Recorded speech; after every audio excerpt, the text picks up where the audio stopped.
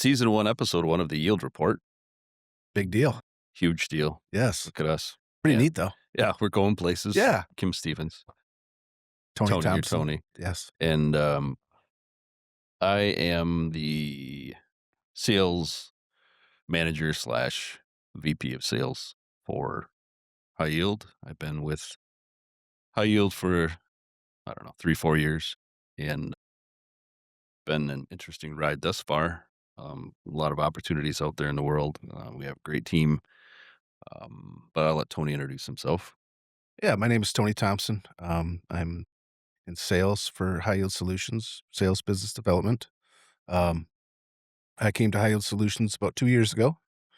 Um, at first, originally High Yield Solutions was uh, brought up as a cannabis shredding company, and we still do that, but we have pivoted into a more approach of keeping things out of landfills. Mhm. We have specifically narrowed down 5 different areas that we like to focus on in High Yield Solutions. Those areas are mattress, organics, um, textiles, carpet, and foam. Uh, Oh, yes, foam. all those are primarily bulky waste, that's hard to handle, hard to manage, Mhm. takes up a lot of space in a warehouse. How did we get on that road? I mean, I know we were doing cannabis for a while, and there's obviously a need for that, for the cannabis waste, 'cause, many states require you to, render that unrecognizable, the Correct. waste. And then, I guess 2 regulations spawned this whole, pivot because, yeah, you have to keep things out of landfill. And a lot of states, are banning mattresses from landfills, carpet, and I Yep. guess that's how we got on that path. Yeah, there was, I think, 4 states that, really adopted this, end of life mattress, what would you wanna call it? Responsibility. Yeah, Yeah. yeah, and they put the responsibility most times in the manufacturer to, make sure that, um, that mattress is, disposed of correctly. Yeah, no, they're getting hit, like, I don't know if it's complete yet, but, like, from manufacture to disposal, it's the Yes. responsibility of the manufacturer, and that's, like, pretty intense. It's big, Yeah, yeah, and more states are adopting it. yeah, Every year, I believe, Virginia just adopted, as the 5th state. yeah, and I don't know all of them, but it's Oregon, Oregon, California. California, I wanna say Connecticut. There's a couple out east Yeah, here, and then Virginia just, hopped on board. gotcha. Okay. But that area of our business has, become a very hot topic.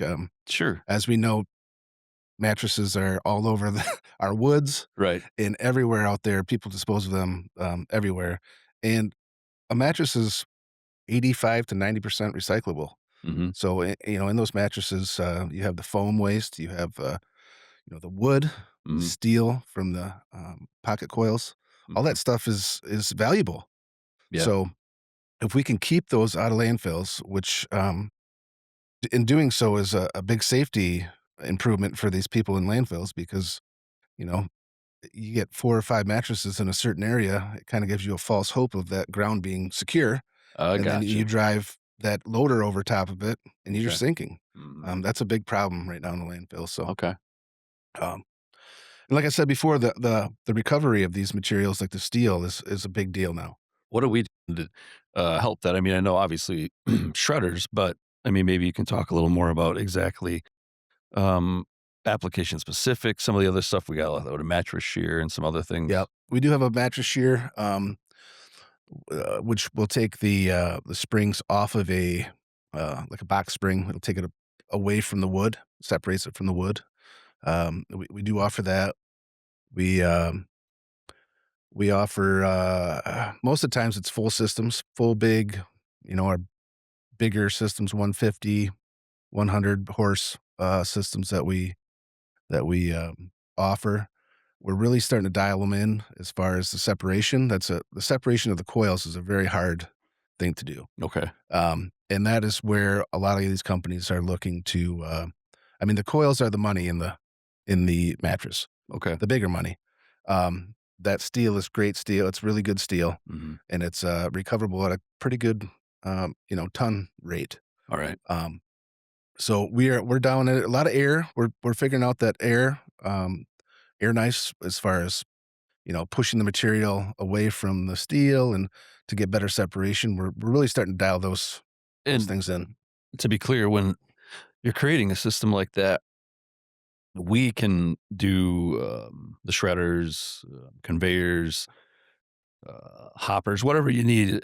But we also do partner with folks that can provide air knives and other things Correct. so that you can provide a full Full package, package, not just the shredder, right? With um, controls. with controls and like you said, conveyors and magnets, Yeah. separation magnets, all that kind of stuff Mhm.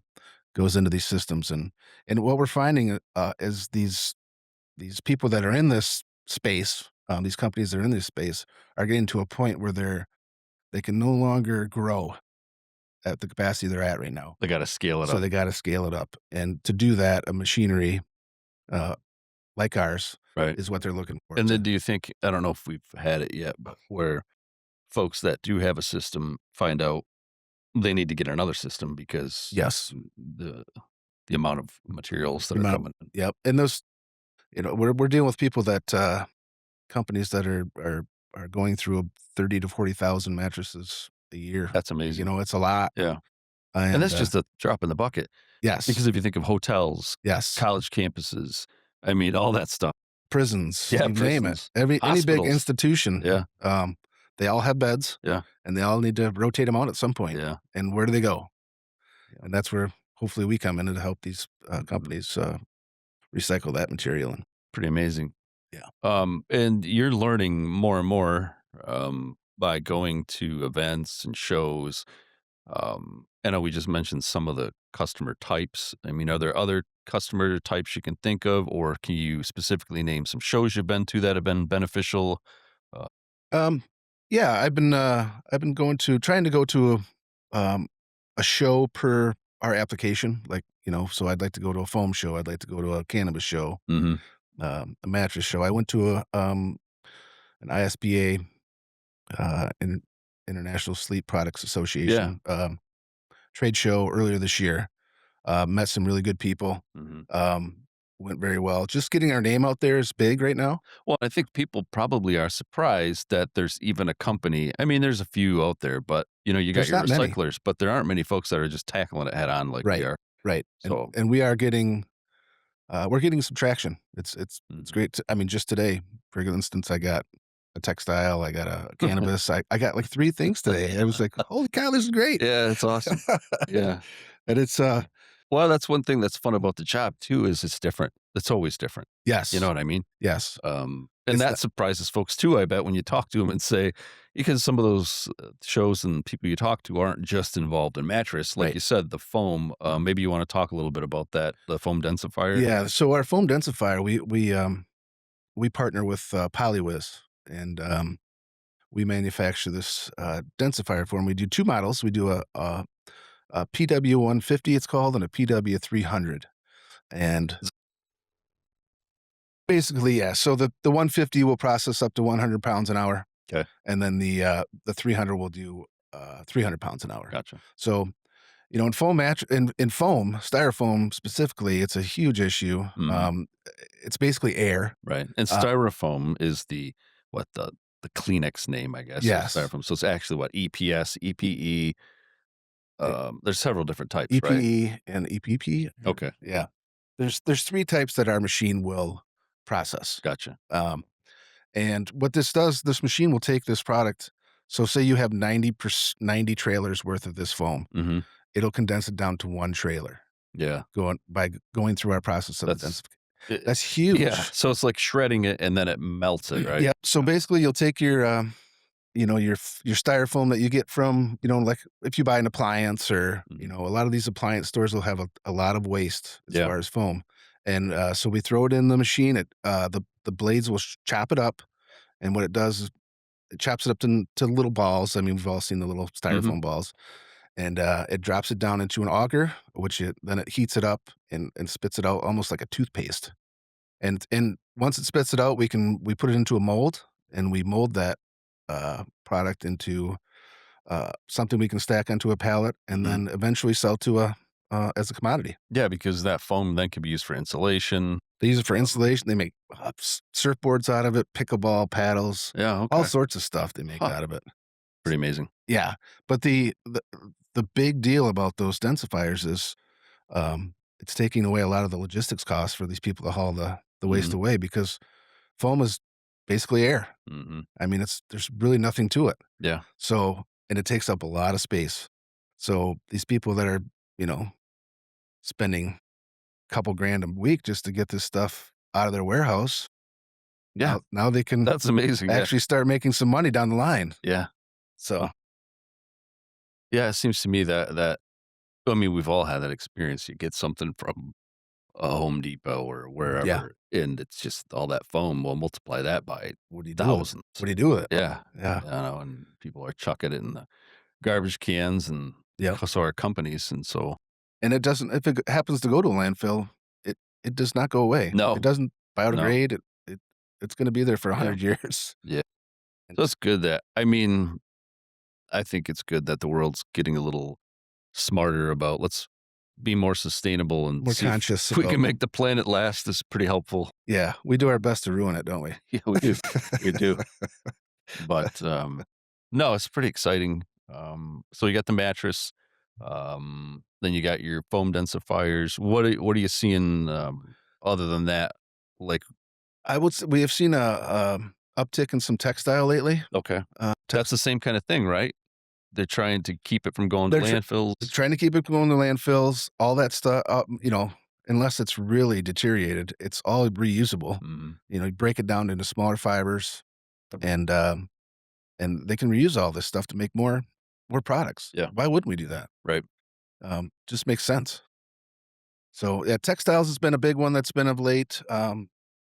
In the organics world, the cannabis application is going pretty well.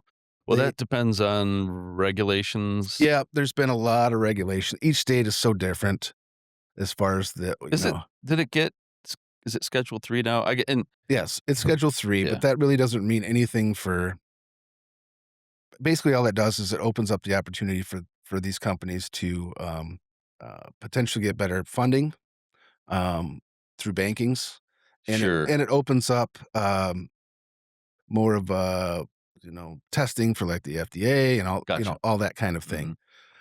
Where before, when it was Schedule 1, they will not spend money on sure, testing this. it's Obviously, it's very illicit, so, right. um, but other than that, it's the Schedule 3 really doesn't it Sure. sounds like it really And benefits them. free It frees up research and money, things yeah, probably, and it yeah. until the, marijuana becomes or cannabis becomes, legal federally, Mhm, banking is very hard for those people, sure, um, just because any bank that's associated with federal right. is not gonna be able Yep. to help them, so Mhm, that has opened up some good avenues for them. The taxes have lightened up mhm, for those folks too, which is huge. They're still playing it out. It was the Wild Wild West, and it's starting to really yeah, narrow down into an actual, sure, um, I don't wanna say business because it's always been a business, but, just more manageable. yeah, and as those regulations come around and folks need to be compliant, I mean, that's where the That machines come that's in. where we come in. Yeah, Yeah, all these folks produce waste with their harvesting and the plants and whatnot, and, the regulations state that they need to either shred or just, you know, render the waste unrecognizable, so yeah, that's where we come in to help them do that, and a mhm, lot of times these folks will shred it up with their soil and then kinda just compost it and use it sure. again for their you know, recycle it and use it again for the rest of the grow. Yeah, why not, right? So, it works out pretty good. Oh, very good. Yeah, Well, we're coming up on, we're doing pretty good. our end time here. We're doing pretty Yeah, good. we're doing great, man. How we doing how we doing out there, Dylan? Yeah. So, all right, well, I guess that'll wrap up this, episode, and, we'll be back next Yeah. time with, I think next time we can, maybe dial in a certain application yeah. and really dive into that. Mhm. Yeah, I know you've had some that, were quite successful, and, maybe we could talk more in depth about that. Yeah, sounds good. All right, Good stuff. thanks.